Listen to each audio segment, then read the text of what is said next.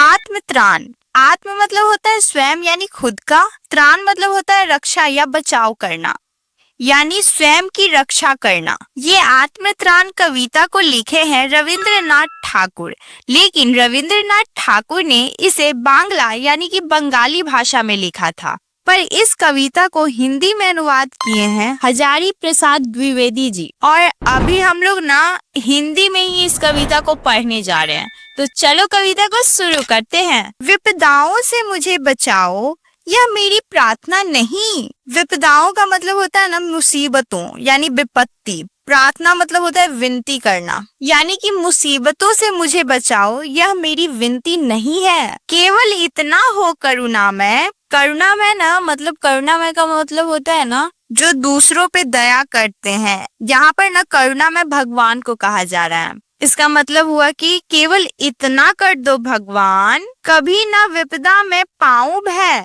भय का मतलब होता है डर, यानी कभी भी मुसीबतों में मैं डरूं नहीं। तो इन 3 पंक्तियों का अर्थ यह हुआ ना कि हे प्रभु, जब भी मुसीबत आए तो मैं ये नहीं कह रहा हूँ कि आप मुझे उस मुसीबत से निकाल देना यानी बचा लेना। बस प्रभु आप इतना कर देना ना कि मुझे उस मुसीबत से डर ना लगे। दुख ताप से व्यथित चित्त को न दो सांत्वना नहीं सही। दुख ताप का मतलब होता है ना कष्ट की पीड़ा। व्यथित यानी दुखी, चित्त यानी मन, सांत्वना मतलब होता है दिलासा देना, तसल्ली देना। यानी दुख की पीड़ा से इस दुखी मन को आप दिलासा यानी तसल्ली नहीं देते हो तो भी ठीक है, पर इतना होवे करुणा में, इतना कर दो भगवान, दुख को मैं कर सकूं सदा जय, यानी दुख पर मैं सदा जीत पा सकूं। कोई कहीं सहायक ना मिले। सहायक मतलब होता है ना मददगार यानी हेल्पर,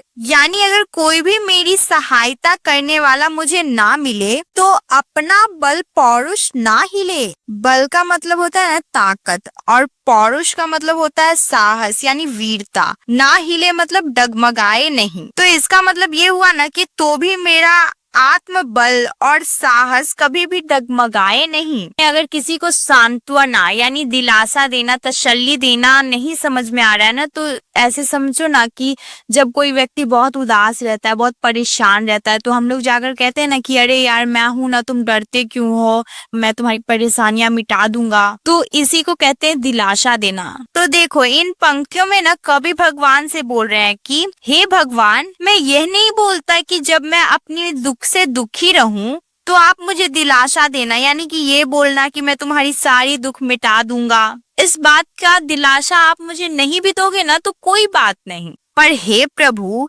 इतना तो कर देना कि मैं खुद ही अपने दुख पर जीत पा सकूं। मेरा खुद का साहस कभी भी टूटे नहीं, और अगर कोई भी मेरी सहायता नहीं करे ना तो भी मेरा हिम्मत कभी कम ना पड़े और कभी भी मैं टूटू नहीं। हानि उठानी पड़े जगत में, लाभ अगर वंचना रही। हानि का मतलब होता है नुकसान, लाभ का मतलब होता है फायदा होना, वंचना मतलब होता है धोखा। यानी अगर इस दुनिया में नुकसान उठाना पड़े और जहाँ मेरा लाभ होने वाला है यानी जहाँ मेरा फायदा होने वाला है वहाँ से भी मुझे धोखा मिल जाए, मतलब चारों तरफ से बस हानि ही हानि हो रही हो, तो भी मन में ना मानू छय। छय का मतलब होता है नाश। तो भी मेरे मन में ऐसा ना लगे कि मेरा नाश हो गया। तो इन 2 पंक्तियों में ना कवि भगवान से बोल रहे हैं कि अगर मैं ऐसी परिस्थिति में भी फंस जाऊं ना कि चाहे मेरे जीवन में हर तरफ से धोखा मिले, हानि मिले, लेकिन हे प्रभु मेरे मन का आत्मविश्वास कभी भी कमजोर ना पड़े। मेरा त्राण करो अनुदिन,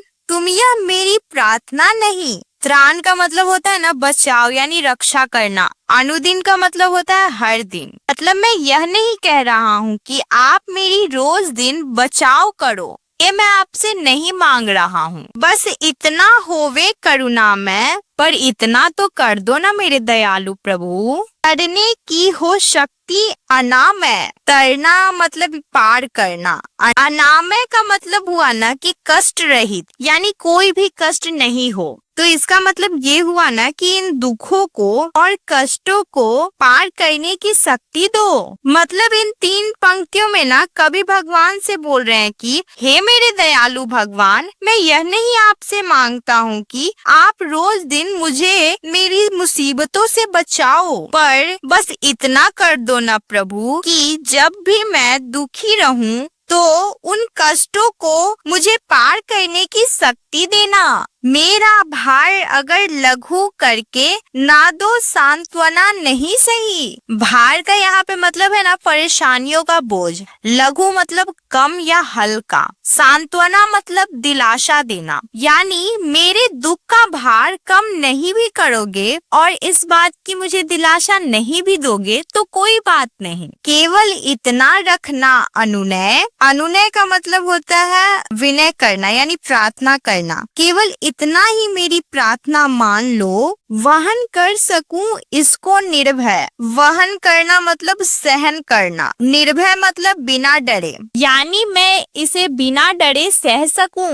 नत सिर होकर सुख के दिन में, नत सिर का मतलब है ना सिर झुकाकर, यानी सुख के दिन में भी मैं सर झुकाकर रहूं। तब मुख पहचानू छिन छिन में। तब का मतलब है तुम्हारा, छिन छिन मतलब हर पल, मुख का मतलब है चेहरा, यानी हर पल आपके मुख को पहचानूं मतलब आपको याद करूं। तो इन पंक्तियों में कवि कह रहे हैं ना भगवान से कि हे प्रभु, मैं यह नहीं मांग रहा हूं कि आप मेरे दुख को कम कर दो या खत्म करने की मुझे दिलासा दो, बस आप इतना कर दो प्रभु कि मैं इन दुखों को बिना डरे सहन कर सकूं। और कभी मेरा अगर अच्छा समय चल रहा हो, यानी कभी मेरा सुख का दिन आ गया हो, तो भी मैं सर झुकाकर रहूं, यानी घमंड ना करूं सुख वाले दिन में। और हे प्रभु, मैं सदा आपको याद करता रहूं। दुख रात्रि में करे वंचना मेरी जिस दिन निखिल मही।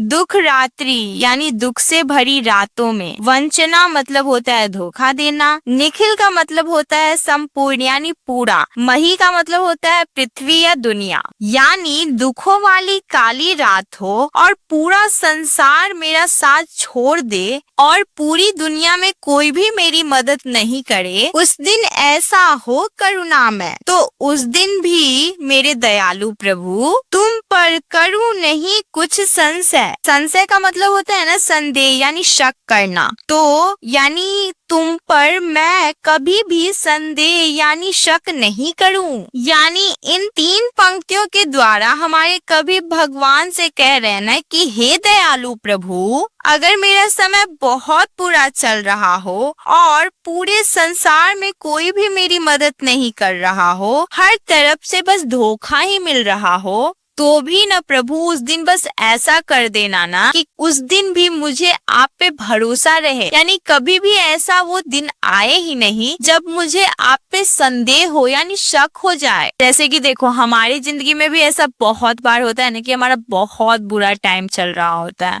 चारों तरफ से बस हानि ही हो रही है, मतलब कि ना कोई इंसान हमें पूछ रहा होता है, मतलब हर तरफ से बस अपमान ही मिलता है। उस टाइम में ना हमें कहीं ना कहीं ऐसा लगने लगता है कि क्या पता भगवान है ही नहीं, भगवान नहीं है इस वजह से तो मेरे साथ ऐसा हो रहा है, क्योंकि अगर भगवान होते तो मेरे साथ ऐसा क्यों होता। तो कभी वही बोल रहे हैं ना कि अगर मेरा समय बहुत भी बुरा होना, फिर भी मुझे कभी ऐसा नहीं लगना चाहिए कि भगवान होते ही नहीं है, मतलब भगवान पे कभी संदेह हो जाए। तो हमारा ये छोटा सा प्यारा सा पोएम था जो अब कंप्लीट होता है। आई होप सबको समझ में आ गया।